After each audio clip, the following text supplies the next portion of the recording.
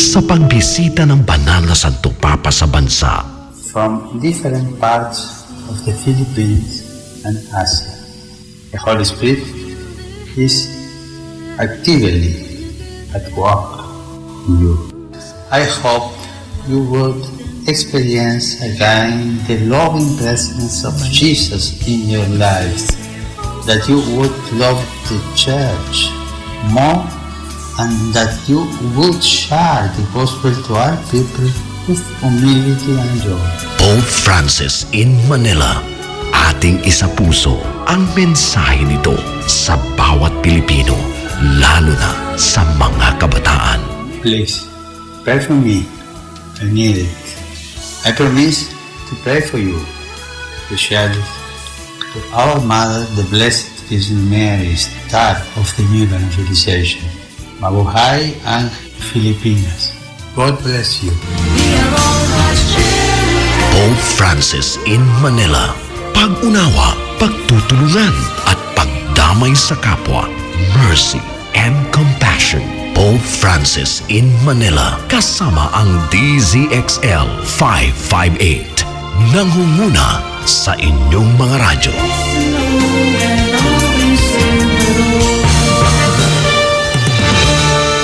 DZXL 558, nangunguna sa inyong mga radyo. Maaasahang public service, DZXL 558. Ang programang ito ay hatid sa inyo ng National Nutrition Council. Nandito na ang programang kung saan ang kalusugan ay number 1. 21st at 22nd KBP Golden Dove Awardee for Best Radio Public Service Program. Radyo mo sa nutrisyon. Mga usaping ukol sa pangkalahatang kalusugan. Matutugunan ang inyong mga katanungan ukol sa samu-saring issue ng maayos na pangangatawan. Radyo mo sa nutrisyon. Mula ulo hanggang paa. Busog sa impormasyon. Hitik sa ekspertong kaalaman. Radyo mo sa nutrisyon. Malusog na katawan, malusog na isipan para sa produktibong mamamayan. Narito na ang inyong mga kasama sa kalusugan. National Nutrition Council Executive Director, Assistant Secretary of Health, Bernie Flores, at si Rod Marcelino. Mga kasama, mas maraming tao ang namamatay taon-taon po dahil sa gutom, kumpara po sa pinagsama-samang sakit na AIDS, malaria at tuberculosis. Ito'y ayon sa United Nations World Food Program. Yan po ang pag-uusapan natin ngayon dito sa Radyo Mo sa Nutrisyon. Ako po si Rod Marcelino. Malusog na katawan, nutrisyon ang kailangan. Malusog na isipan, nutrisyon ang... Magandang hapon mga kaibigan at suking tagapakinig. Imagine, mas deadly pala ang gutom kaysa sa sakit. Naku, at mas marami pa tayong malalaman mamaya mga kasama. Batiin muna natin ang ating masipag na ninang sa kalusugan po at nutrisyon, Assistant Secretary of Health at Executive Director po ng National Nutrition Council, Asik Bernie Flores. Magandang hapon po, Asik Bernie. Magandang hapon din sa iyo, Rod. At siyempre, magandang hapon po sa inyong lahat, mga tapat naming listeners. Alam mo, Rod, kung hindi naman mamatay dahil sa gutom, idagdag ko lang dun sa sinabi mo kanina, tinataya rin ng United Nations World Food Program na 805 million. 805 million tao sa buong mundo o isa sa bawat siyam ang hindi naman makapamuhay ng produktibo dahil walang makain. Ako, paano dahil ba yan? Tonggu. Gutom. Gutom, oo. Nakakalungkot. Oo, malaman. Sa totoo lang. Oo. At karamihan dyan nandito sa Asia. Hindi na sa Africa. Mas madami dito sa Asia kasi sa mas Asia. Marami tayo. Oo, yung populasyon ng mga Asyano. Correct. Pero paano ba yan, ma'am? Halos araw-araw nagkakaroon po ng mga bagong teknolohiya. Pero ang gutom hindi po matugunan. Hanggang ngayon po. Talaga, ikaw ang galing mo na. Ang galing mo na magtanong, Rod. Tuwing episode, pagaling ng pagaling ang tanong. Pero to answer that and to help us discuss further yung concerns na sinabi mo, hindi lamang dito sa ating bansa, hindi lamang sa Pilipinas, not only in the Philippines but also in the world. globally. We have invited United Nations World Food Program representative and country director for the Philippines, Mr. Praveen Agrawal. I hope I pronounce it correctly. Good afternoon, Mr. Praveen, and welcome sa Radyo Mo sa Nutrition. Good afternoon, magandang hapon, Asek Flores, Bernadita Flores, and Rod Marcelino of DZXL. Yes. It's a great privilege and an honor to be here. Magandang hapon din Magandang hapon din po and welcome sa Radyo Mo sa Nutrition. All right, let's start with our discussion. Mr. Praveen, what is the current state of hunger in the world? Is hunger still a big issue? And what is the hunger situation in the country? Okay, thank you very much, and a very good afternoon to you, Asek and Rod and all your listeners. The state of the food insecurity in the worldwide, as you heard a little bit earlier from Asek, is about 805 million people. This is a very large number. When we look at it, it's almost 1 in every 9 persons worldwide does not have enough to eat. Now, the situation of hunger, it is not only hunger that is the problem, but it is the access to food. In many countries, people do not have access to food, and this access can be financial or it can actually be physical. So there are people, even in countries like the Philippines, who are in areas which are producing food, but they do not have access to that food because that food has they've taken a loan, they've had a debt, so by the time they're harvesting, that food is not theirs. So the number of people is very large. It is also having a huge impact on the growth of the countries. In many parts of the world, as well as here in the Philippines, it is much cheaper to address these issues than try to cure or resolve these issues, right? So it's important, just to give you a general figure, worldwide, it represents almost 5% of GDP growth, right? So about $3.5 trillion. I don't even know what this number means. It's so large. It basically means it costs the world about $500 a person in loss of productivity and in costs of health. So it's a very, very large issue. Yes, we are working to it. A lot has been done, but there is still a long way to go. O siguro baka nagno-nosebleed ang mga nakikinig yung natin. Mga ka-nutrition. Alam niyo po mga kaibigan, si Mr. Praveen po is an Indian, from India. Kaya medyo mga sandali pa lang po siyang na-assign sa Pilipinas, kaya medyo hindi pa siya talaga mainam, magaling magtagalog at So pag umanin po nyo, medyo i-explain namin ni Rod kung ano yung nasabi niya. Kahit dito na po nakabase si Mr. Praveen. Correct. Dito po siya na nagtatrabaho, pero ang kanyang sinabi sa atin ay globally ay napakarami pa rin po ng gutom. Dahil po sa dalawa major factors or reason ay yung access.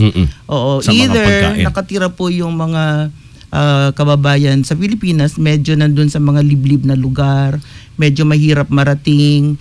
So ang physical access, hindi po nararating nung mga pagkain na kailangan nila, or hindi rin nila mabili.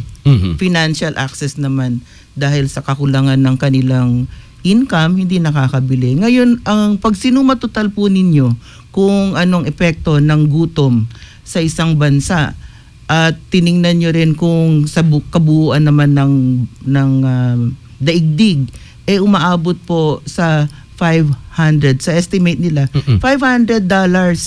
Hindi lang piso yun, ita times 45 mo pa yun, Rod. $500 per day ang nawawala kung kulang ang production or productivity ng isang taong nagugutom. Ayun. So may epekto din sa ekonomiya, ma'am. Correct. Yun ang kabawasan sa economy ng isang bansa. Kung sinumatotal mo yun, ang sabi ni Sir ay 3.5 trillion US dollars ulit. Sa sobrang Parang hindi sa ko na sobrang haba ng ma-imagine. mga Ang daming zero zero siguro. nun. Medyo Trillion. nakakalito na. Oo. Ito times 45 mo pa para maintindihan. Pero napakaseryoso Ibig pala itong sabihin, ganitong issue. Serious problem. Ang problema, hindi siya dramatic, Rod. Hindi, pag nagutom yung tao, nakaganyan eh. Hindi siya Tama. hindi nag-i-strike. Diba? Hindi so, yun, medyo hindi nakikita. Medyo may silent gutom. Oo. Anyway, pag ituloy pa natin ang discussion kay ma'am. Sir Praveen. I hope that was a Very good. faithful No, translation. Oo. Tingnan naman po natin. Tatanungin ko si Mr. Praveen. Globally po ba, who are the hungry? Yes. And how do we do hungry people in the Philippines differ from hungry people in other countries? What are their characteristics? I think hungry people all over the world are the same. Yeah? They are the same mothers. They are young children. They are all living in very weak or very fragile environments. So the groups of people, rural populations generally tend to be a lot poorer and a lot hungrier. So it is the groups of people that we are talking about. They're all the same everywhere in the world. There is no difference. Now the extremities, it may lie in some countries. There are some more to the north, some more to the south, some more to the east, or some more to the west. But in reality, what we need to look at, it is not only just to feed the people, but as this program talks about, is the nutrition. And so you can eat rice, you can eat cassava, you can eat corn, but you really haven't eaten. Yeah, your belly is full, but you have not had a balanced diet. So what we need to look for and work towards is that not only people have access through production, maybe physical access to the food, but also the right food. So that they must have a mixture of proteins, carbohydrates, vitamins, and minerals and things. So. Ayan. Sabi ng atin pong guest resource person ngayong hapon, si Mr. Praveen Agraval, ang nagugutom daw po sa ating bansa ay hindi naiiba dun sa gutom sa iba or ding mga nagugutom bansa. sa ibang bansa. So nakita na Ganon nila din yan. yung sitwasyon, ma'am. Oo, ibig sabihin, ang mas gutom sa isang population, sa isang bansa, ay yung mga kadalasan mga nanay, lalo na yung may hirap na nanay. Yung kanila pong mga batang anak, yung mga kadalasan ay yung nandun pa man din sa lugar na kung saan pinoproduce ang pagkain sa mga rural. Sa kanayunan, mas maraming gutom or nagugutom. At dahil hindi nga sila either makapag-produce ng sarili nilang makakain, ngunit hindi rin naibebenta or may financial access. Ngunit hindi ko nabanggit kanina ni Sir na hindi ko kumakain ka ng kanin, kumakain ka ng mais at ng cassava. That are those are staples also in the country, Mr. Praveen. Kanin in general, rice, pero sa mga Kabisayaan ay mais, corn. Mais ating and then kinakain nila. In Mindanao, di ba? Cassava, lalo na sa Lanao. So, sabi po niya, kahit na nabusog na kayo dun sa tatlong pagkain na yun, hindi pa rin po yun, ibig sabihin ay sapat. Hindi kayo nutritionally adequate yung kinakain. Kailangan ninyo ng iba't ibang klaseng pagkain. Yung sinasabi nga ni Mr. Praveen, yung balanced diet. Balance, oo. Opo. First, sa 10 kumain men. Opo. Pero napaka-ironic yung sitwasyon, ma'am. Kung saan nanggagaling yung mga pagkain, doon din ang maraming nagugutom. Oo, yan. Mamaya pag-usapan pa natin. Pero ang isa, bago tayo mag-break, ano po ba ang role ng, ang tatanong ko kay Mr. Praveen, Yes. ano ba po ang role ng World Food Program at ano yung mga estratehiya ng World Food Program para ma-address yung gutom? I think what is the role of World Food Program, sir? And what are the strategies? Okay. Well, thank you very much for that question. And the World Food Program is looking to address the issue of hunger through several means. And one of our challenges is how do we assure that people have access to the right food at the right time and in the right quantities. So we are working with groups of populations, as I mentioned earlier, but we are also working with governments and with institutions, so that we are working at the policy level, working so that the governments are putting food security at the top of their agenda.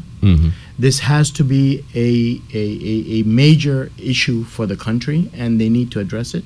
So World Food Program is working on that front as well.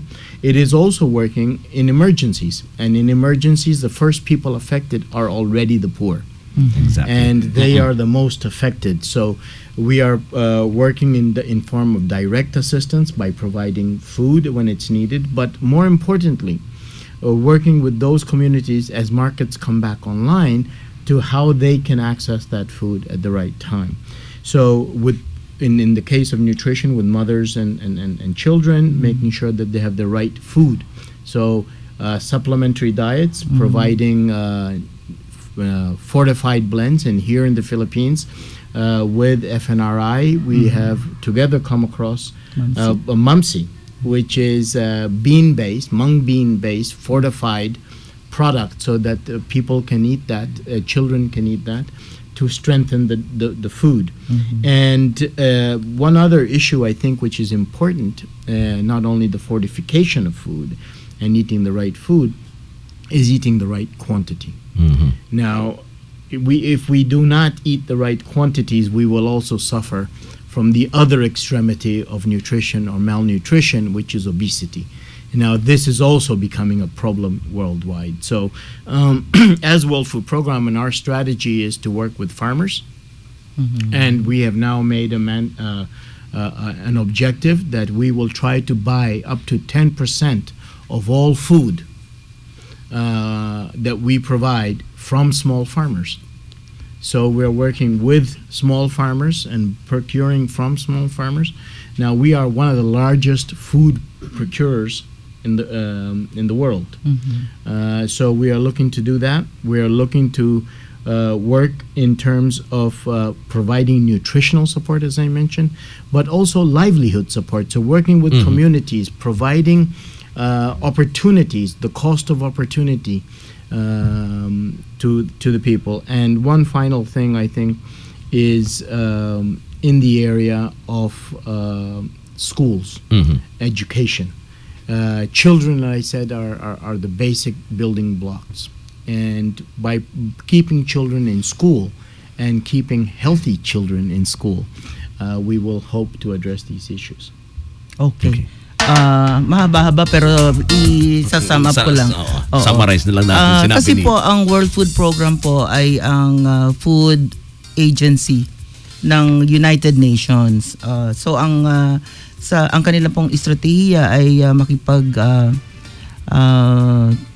ugnayan sa mga pamahalaan, sa gobyerno, para ma-influence nila ang pulisiya at ang mga programa pang hunger mitigation.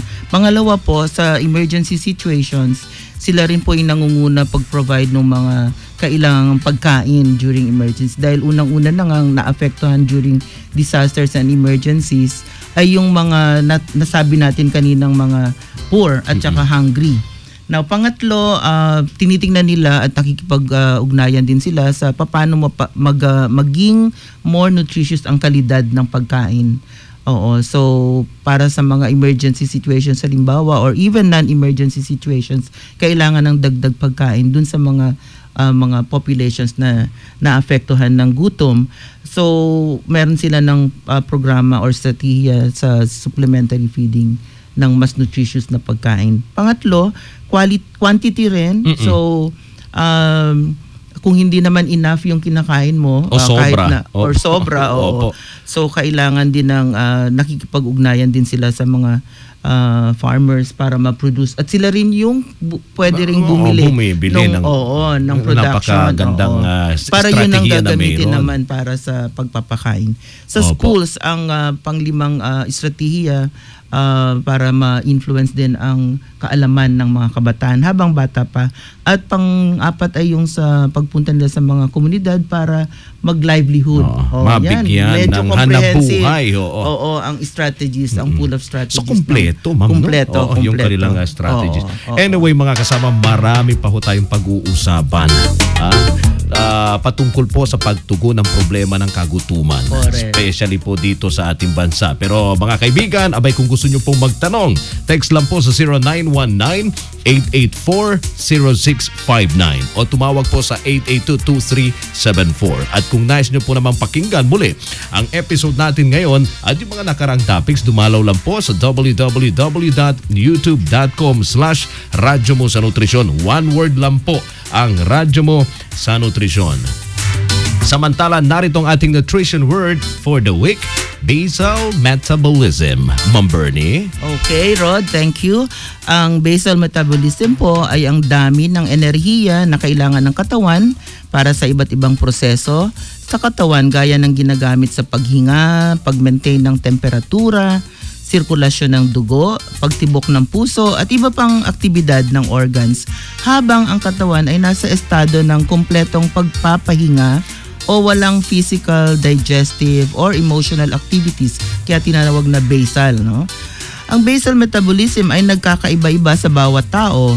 Ito ay nakadepende sa timbang, sa taas, sa edad, sa kasarian or whether you're male or female, composition ng katawan, aktibidad, growth and development, yung kanyang nutritional status, ang klima, at ang kapaligiran ay nakaka-apekto rin sa basal metabolism. Pagdating sa mga bata, mas mataas ang basal metabolism nila kumpara sa mga matatanda dahil sa kanilang pangangailangan for growth and development. Kaya naman napaka-importante na sapat ang supply ng enerhiya na kanilang nakakain upang maging maayos at mabilis ang kanilang paglaki.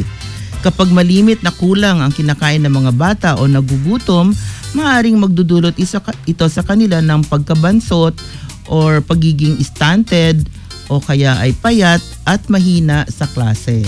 Yan. Thank you po, Asik Bernie. At ngayon naman mga kasama, ang text question of the day. Ayan. Ito yung inaabangan nila, ma'am. Oo, madali lang po. Magbigay lamang po ng 2 estratehiya ng World Food Program kontra gutom. Nako, napakadali. 2 lang po hinihingi niyo po, ma'am. 5 yung sinabi ko kanina. Opo, so 2 lang po mga kasamang kailangan nyong isagot rito. I-text po ang inyong sagot sa ganitong format: full name, space, address, space, syempre ang sagot, yung 2 estratehiya na hinihingi ni Ma'am Bernie, at isend po yan sa 0908-579-6898. Magbabalik ang Radyo Mo sa Nutrisyon. Radyo Mo sa Nutrisyon. Maaari ka bang kumain ng sari-saring masustansyang pagkain araw-araw? Kailangan mo kasi na mahigit sa 40 iba't ibang sustansya araw-araw para sa malusog na pangangatawan. Gutom at malnutrisyon, sama-sama nating wakasan. Isang masustansyang mensahe mula sa National Nutrition Council ng Department of Health. Nanay, gusto mo bang malusog at hindi malnourished ang iyong anak? Maaari mo siyang pasusuhin mula pagkasilang at pakainin siya simula 6 na buwan at syempre tuloy-tuloy pa rin ang pagpapasuso mo kahit hanggang 2 taon o higit pa. Gutom at malnutrisyon, sama-sama nating wakasan. Isang masustansyang mensahe mula sa National Nutrition Council ng Department of Health. Radyo Mo sa Nutrisyon. Welcome po muli sa Radyo Mo sa Nutrisyon, at ang guest resource person natin ngayong hapon ay si Mr. Praveen Agrawal, ang representative po at country director ng United Nations World Food Program sa ating bansa. At ipagpapatuloy po natin ang discussion, tinatalakay po natin ang gutom, hindi lamang dito sa ating bansa kundi sa buong daigdig. We're going to continue, Mr. Praveen. Okay. You mentioned before we took a break that we have strategies to address gutom or hunger in the Philippines. What are the challenges that World Food Program face in so doing, in those interventions? I think the challenges, there are several challenges, and I'd like to invite everybody to participate in resolving these challenges. And it's not only just for the World Food Program. The biggest challenge I find is making people understand that the issue of hunger is not just a government problem or problem for governments. This is a problem which needs to be addressed by everybody. Me, you, governments, NGOs, universities, academia, everybody, communities, they all need to address this issue because it is the approach has to be integrated. Everybody has a role to play in addressing it. So knowledge and awareness of what is food insecurity, what does it mean, how do we address it? So the second challenge is to make sure that it is an important issue, and therefore advocacy is important at all levels. It is important that the tools that we make available, innovation is very important. Here in the Philippines, we are using drones with academia to map out areas which are flood prone or which have landslides, and then working with communities. So this is an important step forward as to how do we use technology to address some of these challenges. If I can say one other issue, one other challenge, which is how do we get people engaged? How do they make it feel as it's their problem? They need to feel part. And this is a change in mindset. We need to change behaviors, and this will take time. It's not easy to change that, but I think everybody's looking at this now in a more holistic manner, and they're not saying, "Oh, this is a health problem," or "This is an environment problem," or "This is an agricultural problem." They're now looking at this in a bigger way, and I think if we are able to change this mindset and this new paradigm, then we will have great success.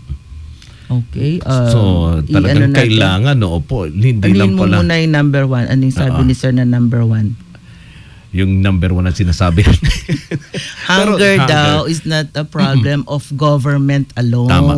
Yun nga Hindi lang po pamahalaan ang may sabi-sabi sa lahat problema. dito involved. Oo. Kasi kailangan integrated ang approach. Sama-sama po, whether ikaw ang inanay, ikaw ay magulang, o kaya nasa eskwela ka pa, o kaya ikaw ay isa ng professional, meron po tayo ng role sa pagsosolve ng hunger. Pangalawa, ito po ay isang issue na napaka-importante. Tama. Hindi siya flavor of the month lang. Kasi pag kinalimutan mo siya, ay babalik at babalik yun. So dapat importante na at all levels, mula sa ating Pangulo hanggang kay Kapitan sa barangay, hanggang sa isang pedicab driver, and in between, naintindihan kung ano yung usapin ng gutom or kagutuman at food insecurity. At diyan importante na nakikipag trabaho with state universities, yung teknolohiya daw. Ngayon daw yung camera yung drone yung ginagamit nila. Ginagamit para sa mapping. Mapping ng lugar kung saan meron ng potential na food insecurity. Isang humpay lang na ganun ng bagyo wala wasak lahat. So ano yung mga risk areas sa SARDUS areas? At pangatlong challenge nila ay paano magiging involve ang individual, ang mga tao. Paano nga ba mag-participate ang mga individual? And sabi niya ay kailangan pagbabago ng kaisipan, pagbabago ng isip, pananaw. At yun ay hindi madaling mangyari. Tama. It will take time, and I guess I could add na this program, for instance, can help in changing or doing the paradigm shift for many of our people to take a second look and hard look at hunger and food insecurity issues. Absolutely. Okay, so how can individuals or groups help fight hunger in the Philippines? You said be involved, but how can they help? In more practical terms, Mr. Praveen. Well, in practical terms, I think one of the ways that we, if you're talking in terms of how can they help the World Food Program and how can they help the Philippines and everything, well, the World Food Program, on our website, you will see all the programs that the World Food Program is doing, and you can donate directly to those programs and to those people, be it in Syria or be it in Philippines. Just to let you know that for the Philippines during Yolanda, online contributions were the second highest we've ever seen, and it was a very, very interesting way for people to participate. And it's not the amount which is important. Just now for Syria, we raised a lot of money from people just online in a very, very quick way. Yeah. So I think that's one way of helping. I think the other way of helping is when you see issues, is to raise them, is to speak about them, is to raise the awareness and begin a dialogue. Get your people involved, get the school teacher involved, get your parents involved. There should be a discussion on the issue. And I think this is a great way to help. The other is fortification. Look at what can be fortified. And over here, mamsi is a fortified food, and it is locally eaten. Mung beans is something here. Munggo. If you were to eat something if you were to eat a fortified blend which is not from here, it would be more difficult. But if it is local, mung beans is local, you have local foods. So there are several ways of doing that. And one last one, I think, is also, what the government is doing is very, very important. But I think what the legislation can do is provide them the means by which the government can do. So the both hands, the legislators as well as the executive body of governments must work together jointly to find solutions. Okay. Hindi ko na yun simple lang naman yung sinabi ni Sir. Tama. At nakuha na siguro. At meron sila ng website. Ma-explore nyo yung website. Marami doon ng nakalagay ang mga programa doon ng World Food Program. At kung type nyo sumuporta. Hindi daw po importante na kung gaano kalaki yung ibibigay nila. Oo. But makakarating yon. Ang importante nakatulong sila, ma'am. Okay. So, napakinggan naman natin sa ating programa na nananatiling malaking problema sa buong mundo ang gutom or food insecurity. At batay po sa Global Hunger Index na pinalabas ng International Food Policy Research Institute, kamakailan lamang, ang score ng Pilipinas ay 13.2. Ang ibig pong sabihin, number 28 po tayo doon sa 200 or so countries in the world na medyo mataas-taas ang dami ng nagugutom sa bansa. So gayon pa man sa pamamagitan ng mga tamang polisiya, yung pagpapatupad ng mga angkop na programa, pagtutulungan ng both executive at saka legislative branches ng ating gobyerno, at pagtutulungan ng lahat kagaya ng mga international and United Nations organizations gaya ng World Food Program, ng UNICEF, ng Food and Agriculture Organization of the United Nations, na nanatili pong may pag-asa na darating ang panahon na mapupuksan natin ang food insecurity at gutom sa Pilipinas. Maraming salamat po sa ating naging guest resource person ngayong hapon, ang Representative and Country Director ng United Nations World Food Program sa Pilipinas na si Mr. Praveen Agrawal. Mr. Praveen, may we have your parting words for our listeners? Brief. Well, ASEC, Bernita Flores and Rod Marcelino, thank you very much for this opportunity, and I would like to leave the listeners with with a parting message, and that would be, we can all do it together. Hunger and malnutrition is not a disease. This is preventable. And in our lifetime, we should be able to solve it. We produce enough, so now let's eat well and let's eat healthy. And let's grow together, and let's make sure that the children and the mothers have the right food at the right time, and so the children can grow with the right nutrients as we move forward. Once again, thank you very maraming salamat, Maraming Mr. Pravin. salamat, Mr. Pravin. Samantala mga kasama, narito naman, Ma'am Bernie, ang 6 na text winners na nakasagot po ng tama sa tanong, abay magbigay ng 2 strategiya ng World Food Program kontra gutom. Sige daw. Nanalo ng tig 100 pesos cellphone load. Ito yung mga sagot, ma'am, pakikipag-ugnayan sa gobyerno para maimpluwensyahan ang paggawa ng mga polisiya patungkol sa food security. Pagbibigay ng tulong po sa panahon ng emergency or disaster at pagbibigay ng supplementary diet para sa mga naapektuhan ng gutom. So alin man doon, pwede yung maging sagot nila. At ang mga nanalo, sige ito, tingnan natin. winners of 100 pesos cellphone load, Jason Panganiban from Laia, Batangas City, Luzon. Okay. Irene Evangelista, Balbog, Batangas. Uy, Batangas pa rin. Michelle Ignacio, ito'y medyo malayo-layo ng konti mo. From Visayas. Mula Luzon, Visayas naman tayo. Balite, Aklan. Aklan. Okay. Congrats. At si Proserpina Monteagudo. Monteagudo. Naku, napakahirap yung kanyang apelyido. From Dumalag, Capiz. Again, from Visayas. Nasipag ngayon ng mga Bisaya makinig. Abay, Visayas, dumako tayo sa Mindanao. Meron pang Mindanao. Meron Mindanao, ma'am. From Barangay Carmen. Cagayan de Oro City. Opo. Chona Robledo. Chona, congratulations. Congratulations sa inyong lahat. At yung last winner well natin. Represented. Tama, kompleto. Meron pa isa? Meron pang isa, yung pang-anim. Si Raymond Hidalgo naman from San Fernando, Pampanga. Balik Luzon. Tama. So maraming salamat po and congratulations sa inyo. Reminder lang, mga kasama, pwede rin po kayong magpadala ng inyong tanong ang ating mga listener tungkol po sa ating episode ngayon.